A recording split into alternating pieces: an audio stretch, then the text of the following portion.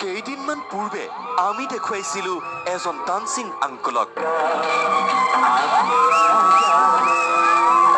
সঞ্জীৱ শ্ৰীবাস্তৱ নামৰ এইজন লোকৰ নৃত্যৰ ভিডিঅ' ভাইৰেল হৈছিল ছ'চিয়েল মিডিয়াত।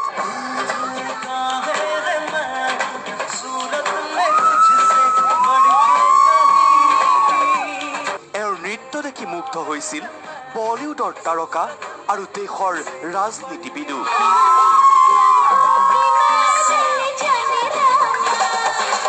যাৰ নৃত্য ইণ্টাৰনেটত পাই হুবহু নকল কৰিছিল আমেৰিকাৰ দীপগ্ৰাৰ নামৰ যুৱতীগৰাকীয়ে।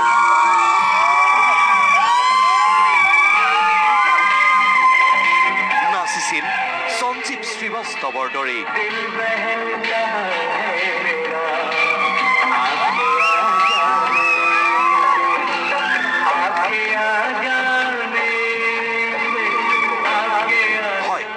আত্মীয়ৰ বিয়াত নিজৰ পত্নীৰ সৈতে বলিউডৰ জনপ্ৰিয় গীতত নৃত্য কৰি আত্মহাৰা হৈছিল সঞ্জীৱ শ্ৰীবাস্তৱ।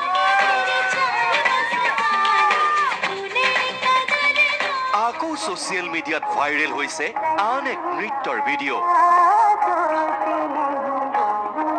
এইবাৰ ডান্সিং আংকল নহয়, ডান্সিং গ্ৰেণ্ডমা। হয়, শাস্ত্ৰীয় সংগীতৰ তালে তালে আইতাৰ মন পৰশা নৃত্য। বলিউডৰ পৰিবাৰ ছবিত লতা মংগেশকাৰে গোৱা শাস্ত্ৰীয় সংগীতৰ এটা গীতত মন প্ৰাণ ঢালি নাচিছে আইতাগৰাকীয়ে।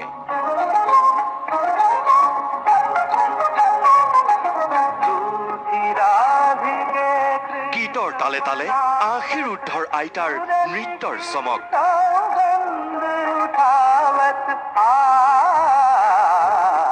যি নৃত্যৰ ভিডিঅ'ই এতিয়া খলকনি তুলিছে ইণ্টাৰনেটত। সকলোৰে মুখে মুখে এতিয়া নৃত্যৰতা আইতাৰ কথা।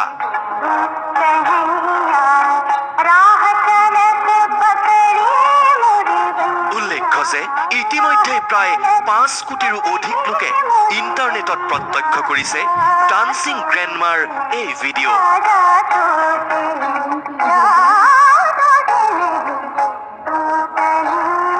সঞ্জীৱ শ্ৰীবাস্তৱৰ দৰে আশীৰ ঊৰ্ধৰ এইগৰাকী আইতাৰ নৃত্যয়ো এতিয়া জয় কৰিছে অজস্ৰজনৰ হৃদয়।